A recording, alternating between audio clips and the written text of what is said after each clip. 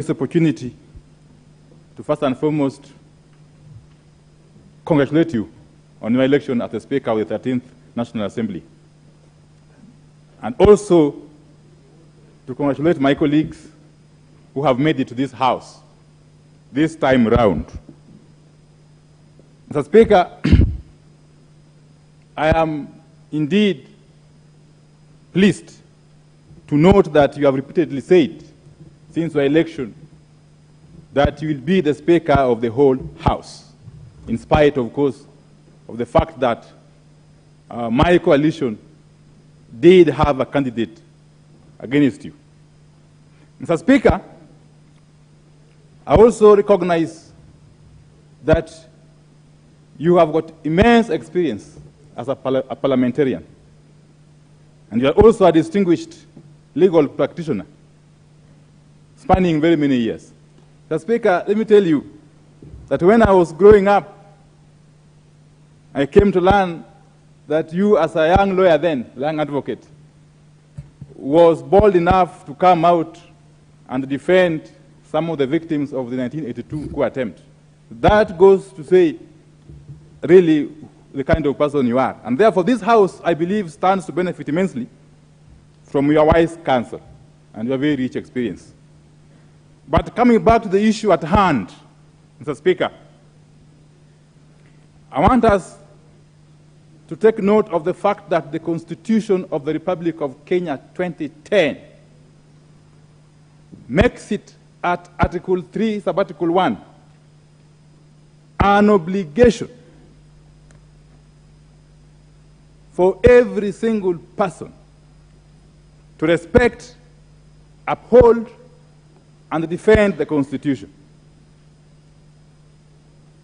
That responsibility, that obligation is even more so pertinent for some of us who have taken oath of office to defend that Constitution. Mr. Speaker.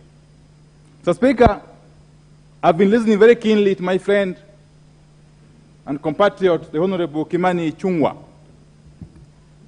But let me take you to Article 259 of the Constitution. Article 259 of the Constitution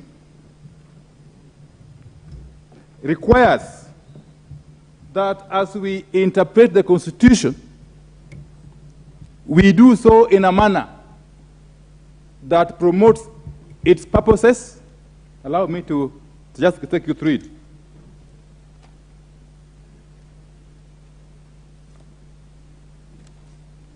That this Constitution shall be interpreted in a manner that, among others, promotes its purposes, values, and principles, and also in a manner that contributes to good governance. What I mean to say, Mr. Speaker, is that you need to undertake a holistic reading of the Constitution for you to arrive at any particular conclusion or determination. Selective reading of the Constitution, or any law for that matter, really, may not be helpful in determining a matter of significance such as the one that we are faced with this afternoon. Mr. Speaker, Article 108 has been spoken to by my colleague, the Honorable Kimani Ichung'wah. And there's no doubt, indeed, that under Article 108, both Part 1 and 2, the leader of majority party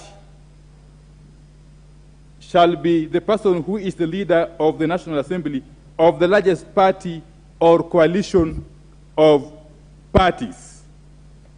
Mr. Speaker, standing orders of the National Assembly. In fact, those of us who are privileged to be in this House in the 12th Parliament will recall that we did make some amendments towards the end of that House. So, Speaker, the Standing Order number 1 provides, and I want to read, that in all cases where matters are not expressly provided for by these standing orders or by the orders of the House, any procedural question shall be decided by the Speaker. But it goes on to say at part 2, and this is very important, that the decisions made in paragraph 1 shall be based on the Constitution of Kenya, statute law, and I dare say in this case, the Political Parties Act of 2011, as amended severally, including the amendment of 2022. Statute law and usages, forms, precedents, customs, procedures, traditions, and practices of the Parliament of Kenya and other jurisdictions to the extent that these are applicable to Kenya. Mr. Speaker, we have come to a point where we seem to be asking you to make a decision, to make a determination on a matter that is so well provided for, so expressly provided for by not only the Constitution, the Political Parties Act, but also by our own standing orders. And let me take you to standing order number 2B. Yes, standing order number 2B, Mr. Speaker.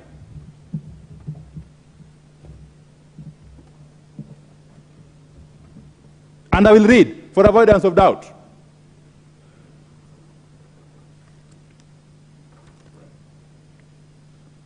Clerk to obtain coalition agreements. That is the title or the subtitle of that particular standing order. And members, listen carefully.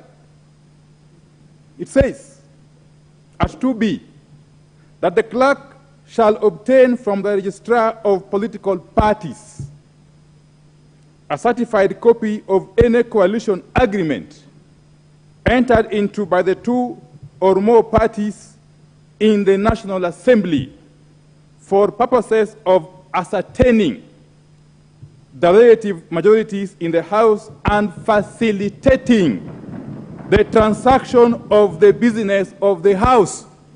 Mr. Speaker. Mr. Speaker, pursuant to this particular standing order, I dare say, the acting clerk of the National Assembly, and I must commend her for her diligence, the acting clerk of the National Assembly on the 2nd of September 2022 did write to the registrar of political parties seeking this information. And indeed, Mr. Speaker, the registrar duly responded to her letter on the 7th of September 2022. The registrar of political parties wrote to the clerk of the National Assembly. And I want to read excerpts of that letter. Mr. Speaker, if I could be allowed to continue. Mr. Speaker, just I don't want to correct my former chairman of Public Accounts Committee, but before he leaves Standing Order 2B, Speaker, just like Honorable Chungwa, can he first table the Azimio agreement as provided and certified by the registrar of political parties?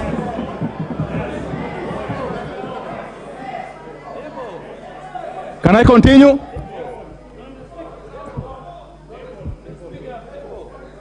Yes. Give him the mic. So, Speaker, because why am I saying so? Speaker, Standing Order 2B, as correctly read by the Honorable Opiyo Wandayi, is very specific. It says the clerk of the National Assembly will write to the registrar of political parties, one and Deritu, asking the National Assembly to be provided with. So, Mr. Speaker, the basis of our argument is not about the letter. It's about the coalition agreement. We have seen Kenya Kwanza. Can we get the one for? Can we get the one for Azimio? Honorable members, That is a line of argument that you can pursue, and I'll give you an opportunity. Mr. Speaker, thank you for protecting me from my friend and senior in the House, Honorable Dwali. In the course of my submissions, I will be educating him a little bit on matters law. On matters law. Mr. Speaker, I was saying that on the 7th of September, the registrar of political parties did write back to the clerk of the National Assembly. And she said, request for information on coalition agreements. Request for information on coalition agreements. Reference is made to the above subject matter, and your letter dated 2nd September 2022, whose content is duly noted.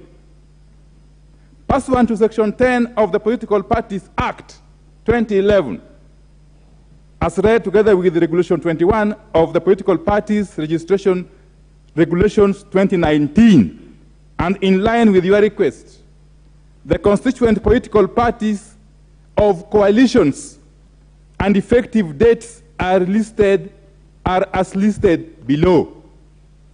1. Coalition name, Azimio la Umoja One Kenya Coalition Party. Listen, just listen. Constituent parties, Jubilee, ODM, Wiper, KANU, NAC. You can say no, but I'm telling you what is what is here. Yes. You will continue shouting no, but that won't make a difference.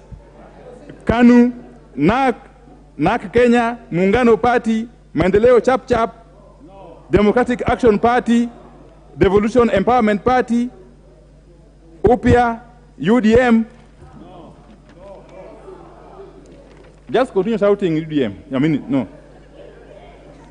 UPA, PA, KUP, UDP, MDG, MDG, KRP, Chama cha Uzalendo, Party for Peace and Democracy, National Liberal Party, People's Trust Party, Ubuntu People's Forum, PNU, Labour Party of Kenya, Party for Growth and Prosperity. Those are 26.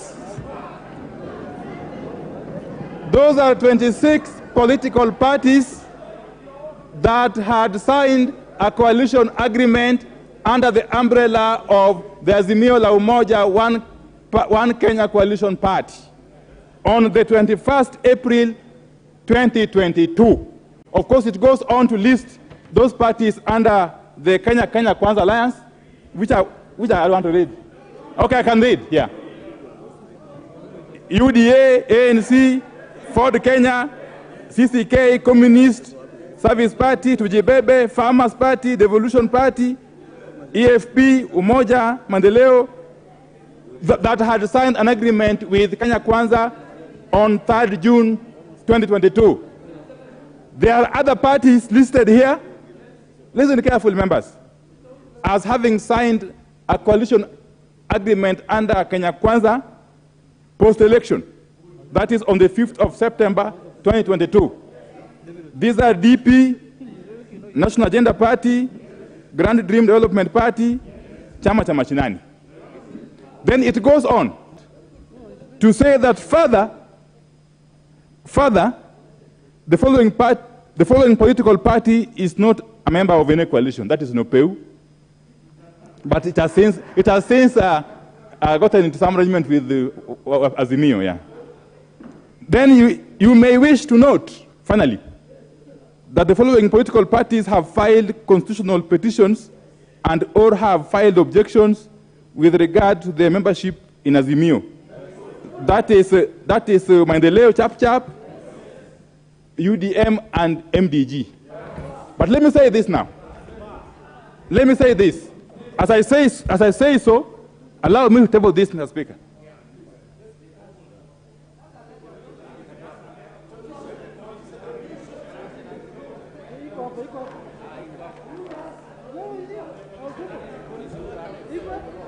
Mr. Speaker. Mr. Speaker. Mr. Speaker. Members, we shall hear the Honorable Wandayi in silence. Mr. Speaker, this is a matter, and I want to go to Standing Order 19.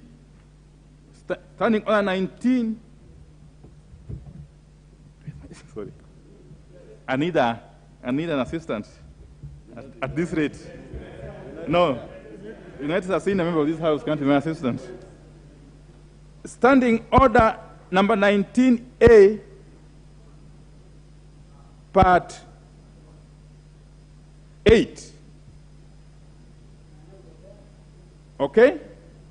First and foremost, let me go to Standing Order 19A, Part 3. Part 3 says that the majority party whip shall communicate the name of the members elected, of course, as leaders of the coalition, under paragraph 1 to the Speaker in writing on behalf of the majority party. I wanted to say this because there was an argument that Honorable Jeanette didn't attach minutes of the meeting, of the PG meeting. No requirement. There is no requirement under Understanding Order 19A, Part 3 for that. The only time you need the minutes of a PG meeting is when you are changing the leadership of majority or minority. That is at Standing Order 19A, Part 7.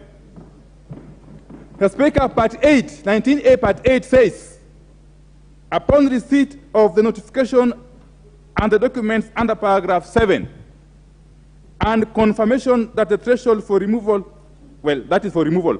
Okay.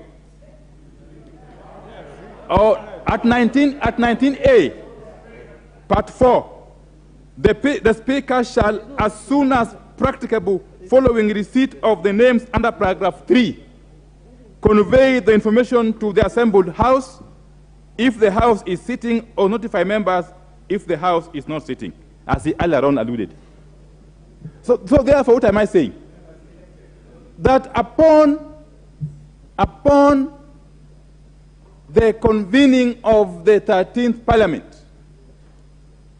and upon the determination by the clerk of the National Assembly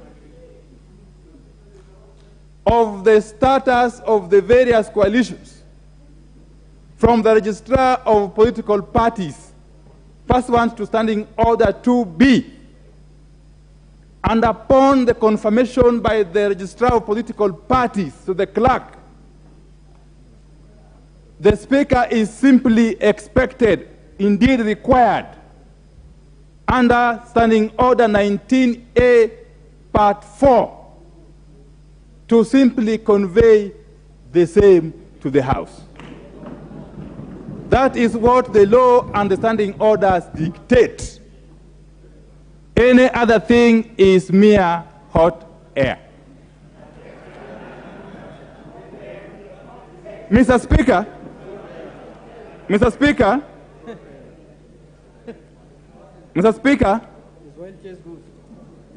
let me take you back to the provisions of the Political Parties Act. Because an argument, indeed, very lame argument, has been advanced before, that Azimio la Umoja One Kenya Coalition Party is not a coalition. Let me educate you, honorable members. If you go to the Political Parties Act, and this is an act of parliament, we all know, members, that was passed in this House and subsequently amended, including the latest one of this year. If you go to interpretation, in this act, unless the context otherwise requires, political party means an association of citizens with an identifiable ideology or program that is constituted for the purpose of influencing public policy, of nominating candidates to contest elections. And Part B, A political party includes a coalition political party. A political party includes what? A coalition political party. And it goes on to define what a coalition political party means. And says a coalition political party is a coalition that is registered by the registrar as a political party. So in short, therefore, Azimio la Umoja One Kenya Coalition Party is both a political party and a coalition under the Political Parties Act. This is the law. Nobody has challenged it, and no court of law has declared it unconstitutional. As you all know, the power or the mandate to determine constitutionality of any law is vested in the High Court under Article 165 of the Constitution. Mr. Speaker, the High Court, in Petition 043 of 2022, affirmed this position, affirmed the position that Azimio is both a party and a coalition. And let me read excerpt of that ruling, of that court ruling. There was no difference between a coalition party under the old law and a coalition political party. It stated, as for coalitions, the same have always existed in the law as they are provided for in Section 10 of the Political Parties Act. For all practical purposes, we have had coalition political parties in Kenya. One example is the Jubilee Political Party, which comprised parties like TNA, URP, among others. The only difference is that at that time, the constituent parties would be dissolved. But in the new definition of the constituent parties under the Act, parties will retain their individual identities. Therefore, all that the amendment has done is to formalize these practices through legislation. That is the court speaking, Mr. Speaker. Mr. Speaker, the High Court is speaking. The High Court of the Republic of Kenya is speaking. And again, to educate my colleague, Honorable Didmas, a court judgment is law. It's what we call case law. And until I've cleared the court. Mr.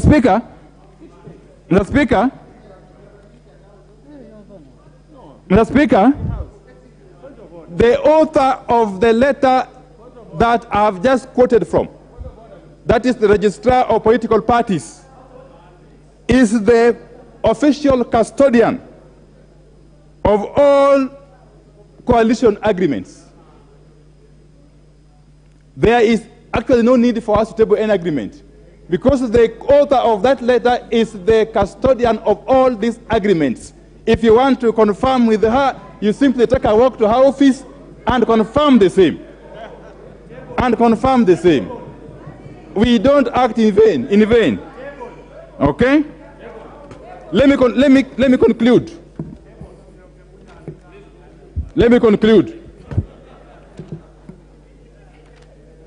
Mr. Speaker, this is a matter that, as I had said earlier on, does not really need to exercise your mind. It's a matter that you can dispense with very easily by simply going back to the Standing Order 2B.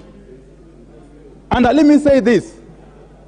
Eskin May, who is one of the authorities that is acclaimed the world over, has determined previously in his writings that the matters of leadership of political coalitions or parties in the House is a question of the result of parliamentary elections. If you read the 25th edition of Eskin May, which was published, I think, in 2019, you will come to realize that these matters that we are discussing here are determined way back at the time we are doing parliamentary elections. Indeed, even in the US, the matters of majority and minority are determined in the House of Representatives at the time you are carrying out parliamentary elections, No amount of gerrymandering can change the situation. Order on the Wandayi. It's a point of order.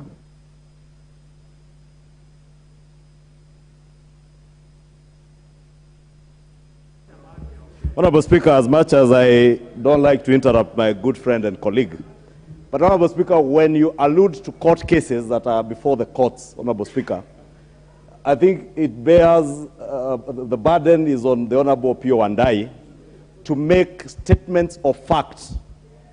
And Honorable Speaker, the case that the Honorable Opiyo Wandayi alludes to is the same case I was alluding to, and the Honorable Opiyo Wandayi knows that the court indeed did determine, as he says, that a coalition political party is a political party and therefore can field candidates, and the constituent political parties can also field candidates. And that is the reason why Opiyo Wandayi is here as Member of Parliament under ODM. And therefore, Honorable Speaker, that cannot be used to vitiate the fact that Azimio One Kenya coalition does not exist as a coalition of political parties. And the Honorable Opiyo Wandayi did indicate in his submission that Azimio One Kenya, therefore, from that court ruling, can be interpreted to mean that Azimio One Kenya coalition party is a coalition of political parties. The question before the court was on a party and a coalition political parties, not a coalition of parties. Let me end. Yes, you have just 1 minute. 10 seconds. Mr. Speaker, let me end by saying this, that in the present circumstances, may you be guided by the famous, Mr. Speaker, by the famous doctrine in law of torts, res ipsa loquitur. Yes, Mr. Speaker, with those very many words, It's called thank you. res ipsa loquitur. Yes. I will now give the whip of Kenya Kwanza. If you want to speak later, I can give other members. I had Honorable committed to Speaker, give to the whips. No, I'm very ready, Honorable Speaker. After you, Junet, then I'll give members to speak. Thank you very much, Honorable Speaker. You have 10 minutes. Okay, Honorable Speaker. Honorable Speaker, also being the inaugural address